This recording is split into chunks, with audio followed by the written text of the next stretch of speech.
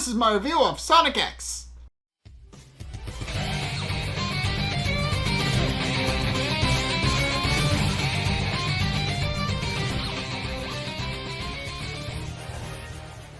Okay, so this episode marks the start of the Homebound saga, and it kind of starts off on an interesting note. So, this episode actually starts off with the Seahawk, a seafaring government vessel designed to actually go out and search for something. I'll get to that in a minute.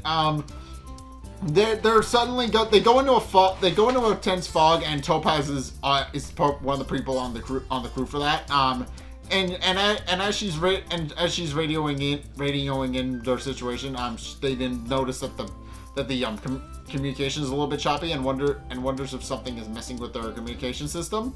But as they're trying to figure out what's going on, there's two large tornadoes just suddenly spring up out of the water, and Topaz tries to radio in for backup and tries to get the ship to turn around.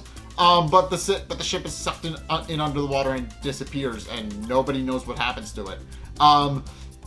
And then later makes the news. Scarlett Garcia actually makes a post on the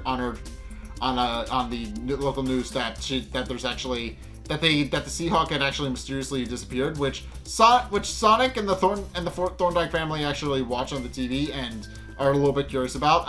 And Sonic even openly admits that that's part of the reason why he doesn't like water. He kind of because things sink in it, like literally all the time. But then Cream kind of cutely remarks that Sonic likes water when it's in a glass, and that's a start. Which Sonic can't really argue against, so he just kind of shrugs and shuts his mouth. But at which point Chuck notices that something very strange about the vessel that it actually just suddenly disappeared, and wonders if there's some sort of deeper connection. And then suggests that they actually take the yacht out to go take a deeper look. And Cream kind of tears up a little bit, and Sonic quickly realizes why. Because if they're going out on the ocean, then she's a little bit worried that Emerald might actually be under the ocean as well. So Sonic decides to take her mind off of it by volunteering to help her pick flowers to make flower crowns for herself, Ella, and her mom, and which does get her mind off of it. But in any case, it then cuts to the president's Oval Office, and the president is meeting with Rouge, with Rouge and two of his assistants, and they're kind of bouncing around theories as to what could have happened to the Seahawk. At which point Rouge, in her own personal opinion as a quote-unquote master thief, she then proceeds to posit her theory that likely somebody tried to steal the boat to actually make sure that they could actually get it and leave no trace of the boat ever actually existing. The president just kind of hopes that Rouge's theory is wrong, since if the communication systems were kind of hijacked and taken over, that it could be dangerous because it would give whoever had access to them complete control over their entire network. So, which Rouge then points out sounds very Eggman-like. And the president agrees, pointing out that is exactly something that Eggman would come up with, and then even further reiterates his previous point that he hopes Rouge is wrong, and then sends her to go investigate. At which point it's revealed that yes, Dr. Eggman did do something. As it turns out, he's actually going through the internet, going through Facebook or whatever, and actually discovers that and actually goes through an old news archive that Knuckles has actually met with a professor named Dr. Cadburry, who is researching a map. And Dr. Eggman points out that the map could help him with his Eggman Empire, and sends Deco and Boko to go steal it. And they do. So we meet Dr. Cadburry. He has the map locked up in his office and is in a secure drawer in his office. And as he's opening up his archives to actually go and look at the map and take another look at it to study it, Deco and Boko, disguised as mummies, come into the room and knock him out and swipe the map from him, and then proceed to head back to Eggman's base. But not before Dr. Cadburry is able to place an alert and actually sound the alarm. But in case, now that Dr. Eggman has the map that he wanted, he then proceeds to deposit his plan about how he is actually about how this map actually points to an unknown continent of Murasia, which apparently is sank and is currently looking into its location, pointing out that it would help him establish his Eggman Empire, and then proceeds to go to the continent of Murasia to go and find it. At which point, Dr. Cadburry, with Knuckles in tow, actually go to knock on the Thorndike mansion and go to visit him. Since Knuckles actually suggested Dr. Cadburry go see Chuck Thorndike by name, and they go to the Thorndike mansion to meet, where it's revealed that Dr. Cadburry and Tanaka actually have a bit of history. So as it turns out, Mr. Tanaka was actually in Dr. Cadburry's archaeology class, and that said class actually inspired Mr. Tanaka to actually take up being a butler, because as Mr. Tanaka puts it, Dr. Cadburry emphasized the importance of civil workers and butlers and other types of work in modern human history, and then points out that was the reason that was a very big inspiration for him.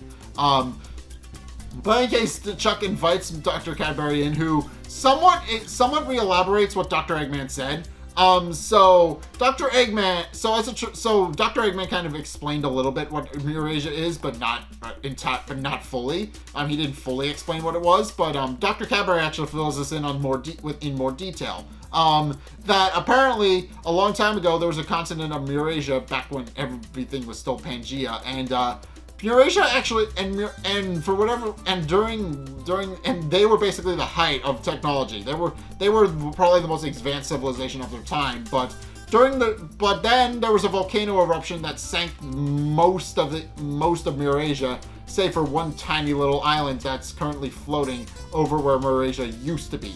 And then shows them that in a more modern map where the actual location of Murasia would be. And obviously I should mention, this is very much alluding to the legend of Atlantis. If you guys don't know I'm pretty sure everybody knows what Atlantis is, but if you guys don't know the actual legend, or the actual story behind what Atlantis, it was actually caused by the real world modern island of Santorini exploding, creating a massive volcano that sank the island of Santorini, where now there's just a big chunk of it missing to this very day, and then destroyed the nearby island of Crete and the Minoan civilization. So yeah, that's the actual legend behind Atlantis. The legend. Sorry to tell you, but the actual island of Atlantis technically does not exist, but not in the way you think. So yeah, it's very much based on the actual legend of Atlantis, where there was this advanced civilization that suddenly sank beneath the waves. And that's what Murasia is. It's effectively this ancient civilization that was highly advanced for its time, sinking beneath the waves. And while Chuck is kind of confident that he feels like he has enough information to actually go off of, he does have a question as to why the Seahawk actually went missing, since it seems like the Seahawk went missing near the island of near where Murasia is. And Dr. Cadburry fills that in as well, that the Seahawk was actually researching the island of Murasia and was abducted, and that's why it disappeared. So with that, they actually proceed to get ready to go onto the Thorndike yacht, with them actually packing the extra NATO on the back of it so that they can actually use it for later. But they get onto the yacht. Cream, cheese, and Vanilla actually see them off, while the rest of the group actually go off to Murasia to go investigate. Although Sonic admits that he's a little bit nervous, pointing at and Knuckles points out that it's most likely because he's afraid of water, but then Sonic points out that it's not that at all, and that he just doesn't like getting wet. But eventually they do wind up at the continent of Murasia, where Dr. Eggman surfaces with the new ship. So yeah, this ship is called the Egg Galleon. It's effectively this giant it's basically a giant pirate ship that with Dr. Eggman's face on it. And as they get close to the island of Murasia, it actually emerges from the ocean, and Dr. Eggman proceeds to talk over the loudspeaker. So, at which point Dr. Eggman then proceeds to explain the finer details of his plan. As it turns out, the reason Murasia sank was that it was actually built on a archaeological hotspot, which Dr. Cadburry admits may or may not be a myth, pointing out that it's actually a thing where if you dig in the wrong spot, you can actually cause a volcanic eruption. Although he points out that it's mostly speculation and it hasn't been any real fact found behind it. But Dr. Eggman points out that it is indeed very much real, and that the Murasians accidentally sank their own island and their own continent by accidentally setting off the hotspot. But Dr. Eggman, he plans to blow it wide open and sink the entire world, and in the process build his Eggman empire on what's left. So effectively, Dr. Eggman just wants to wipe the slate clean, as it were, and so he can build his Eggman empire. Which Sonic obviously doesn't agree with, and proceeds to go in and to attack the Egg Galleon, only for Dr. Eggman to reveal that he actually prepared in advance in case Sonic or the government or anybody else actually came to try and attack him. In case in point, puts the quote-unquote sails down, which Sonic then bounces off, they're literally just these armor plates that look like sails, but Sonic bounces off of them and sinks into the ocean, and Chris jumps in after him and tries to save him, with Mr. Tanaka trying to help, but not really. He throws a life preserver at Chris's head and nearly knocks him out. But eventually they do manage to get back to dry land as Dr. Eggman starts firing on them. But as Dr. Eggman is firing, he actually gets attacked by the government. So the gun agents actually show up in their own ship, which I'm not going to picture because, as Dr. Eggman reveals, what is actually called in the episode as the Gun Fort Mark III is literally just a repurposed Egg Fort. You guys remember the Egg Fort? It was this big ship that Dr. Eggman had. Yeah, the government basically stole it, remodeled it, and you are using it as a ship now. So yeah, they proceed to open fire on Dr. Eggman, and the two proceed to get into a dogfight. But it quickly becomes apparent that Dr. Eggman is losing, so he decides to pull. And also, as another side effect, he actually Chris and the others can't actually get involved yet because Dr. Eggman accidentally knocked over the X tornado, and it has to be fixed. But in any case, the government shows up and tries to fight with Dr. Eggman. But Dr. Eggman, realizing he's on the losing end of that battle, decides to play his trump card, which is to reveal that he did indeed just take down the Seahawk and took its entire crew hostage. Once Rouge realizes that Topaz is alive and well, she shows a little bit of relief. And Eggman declares that if they keep firing on him, that his ship will go down and the hostages will die along with it. So, and for that reason, they should stop attacking him. And he uses that as a trump card to make sure his plan lasts long enough that he can actually succeed in what he came there for. But the government doesn't listen and keeps firing on Dr. Eggman anyway. And much to Rouge's chagrin, and she actually argues with the captain of the gun fort to actually stop firing on Dr. Eggman, pointing out that she only needs a few minutes, to actually rescue the hostages and save them from Dr. Eggman. So eventually the gun fort agents actually concede and decide to actually help.